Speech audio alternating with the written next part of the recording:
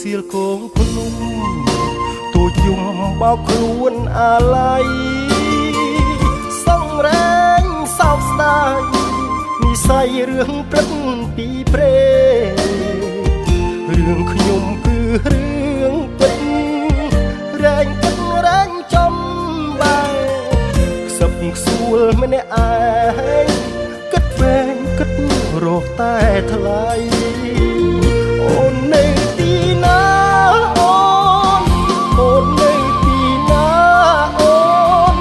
បងនឹកស្ទើរសូនស្ទើរសូនស្ទើរសូនចិត្តកាយទ្រមរីងរៃទោះស្នេហ៍ឬមិនស្នេហ៍ឲ្យតែប្រាប់មកថ្លៃត្រូវខំមិនធ្វើហេតុ